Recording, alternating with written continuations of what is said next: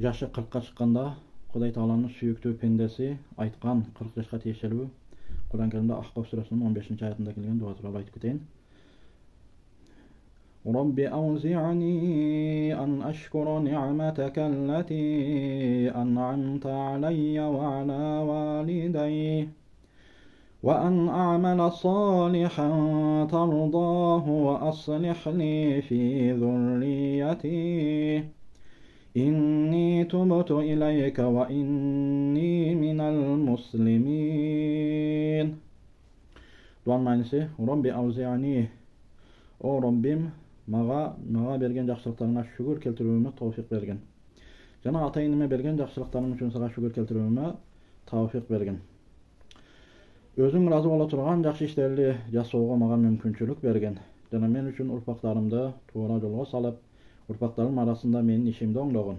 Инни тубуту илейк, мен сага тооба кылдым. Ва инни минал муслимин, жана чындыгында мен өзүңө баш ийүүчү мусулмандардан болдум деп айтты дейт. Бұл сүрәдә «Вавассайнал инсана биуалидайхи ихсана» аяттың башы, 15-ші аяттың башы, біз инсанға ата-энесіне жақсылық кылууну осият кылдык. Апасы аны кыйынчылык менен боюнда көтөрүп, кыйынчылык менен төрөдү. Ал эми апасынын төрөөсү жана эмизүүдөн ажыратуусу 30 ай.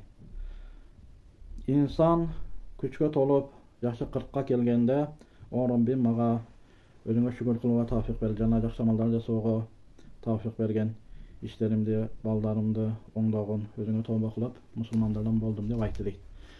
Аны бир Салих бенде, Кудай деген адам, жашы 40-ка келгенде, мына ушу тафсир китептеринде, ушу сүрөгө байланыштуу Ибн Касирдин тафсиринде, ушул аятта Аллах Тааланын бир көрсөтмөсү бар. Кайсы инсан жашы 40-ка келсе, тообону жаңылап, кайра Кудай тарапка жүздөнүп кайтып, динге, иманга бекем болушуна Кудай тараптан көрсөтмө бар дейт.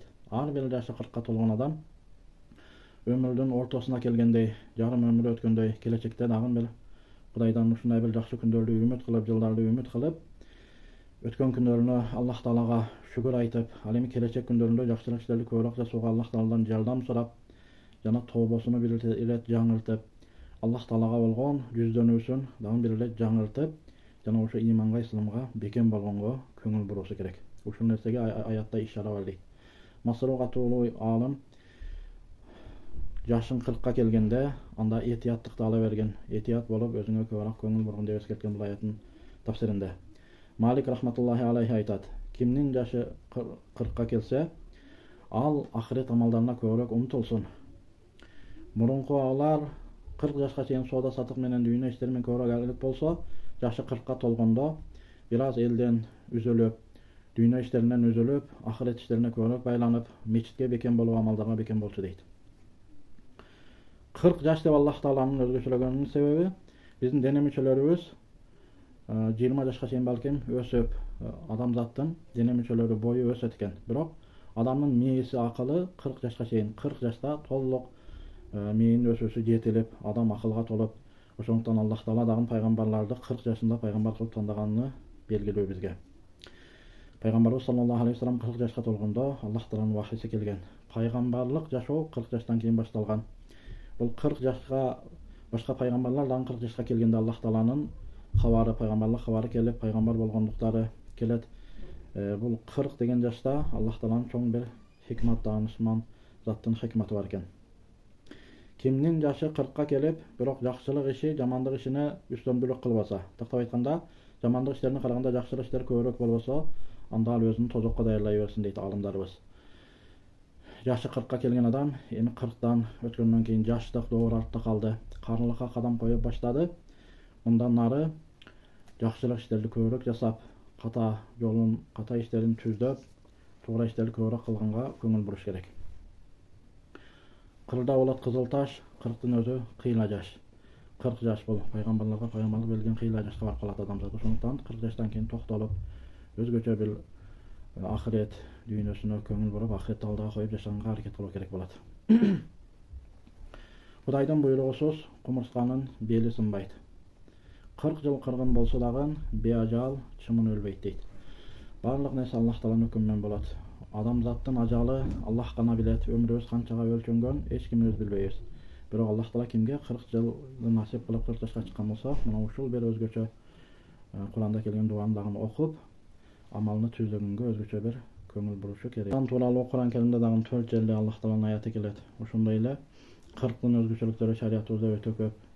Элдик салтыбызда дагы аялдын төрөттөн кийинги ошо үзүр өлчөмү 40 күн болуп өлчөлүнөт. 40 күнгө чейин үзүрлүү болуп, 40 күндөн эгер ашып кетсе, оору себептен болот дагы намаз ибадатын баштай бериш керек болот.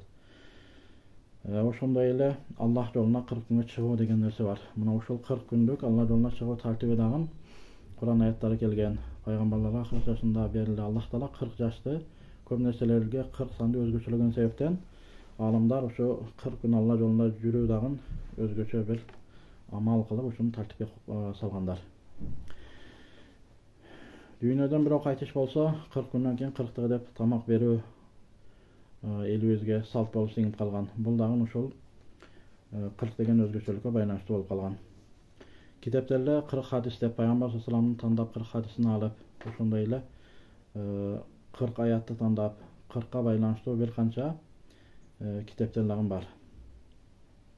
Элибизде Чил Ясин деген сөз бар. Бирок катуу болсо Чил Ясин кылат. Ошо Чил Ясинде дагы 40 Ясин деген майны берет. Ясин сүрөсү 40 жолу окулунат. Кыштын суук чилде күндөрүнө мына бүгүн чилде күндөрүндө турабыз. 40тын дагы чилде дегени 40 суук күндөр деген майны берет. Муса алейхисаламга Аллах Таала 40 күндү ваада кылат. Бакара сүрөсү 51-аятта келет. Ошондой эле Ароф сүрөсү 142-аятта. 40 күн туртоосуна чыгып, ошол жерде Аллах Таала китеп берүүнү ваада кылып, 40 күн ошондо болгондо, андан кийин китеп берилген. Муса пайгамбар 40 күнгө жамаатыны коомунан тандап, ошо жамааты менен туртоого алып чыгат. Муса алейхисаламга эргешип жүргөндөр көп катачылык кылганда Аллах Таала алар 40 жыл тентип кала берсин деп ушундай окуяны айтып кетет. Майда сүрөсү 26-аятта келген бул. 40дан Куран Керимде 4 жерде келген дедик. Бакара сүрөсү, Ароф сүрөсү, Майда сүрөсү, ошондой эле Ахкаф сүрөсү 15-аятта жана дуаны айтып кеткен аятта 40 жаш деген 40дан келген. Мына ушундай 40тын өзгөчөлүгү өтө көп. Ошондуктан 40 жашка чыккандар аракет кылып, ибадатка, намазга бекем болуп, 4 айга чыкканга аракет кылып, 40 күн Алла жолуна чыкканга аракет кылып, эми мындан кийинки жашоону көбүрөөк Куран окуп, зикир кылып, мечитке убакытты көбүрөөк бөлүп, дүйнөгө караганда ахиретке көбүрөөк умтулуп, дүйнө иштерине караганда ахирет иштерини көбүрөөк кылганга аракет кылуу керек. Дин үчүн бир кызматчыдай болуп, тырышып, ахиретибизди куруп калганга көбүрөөк умтулуубуз керек.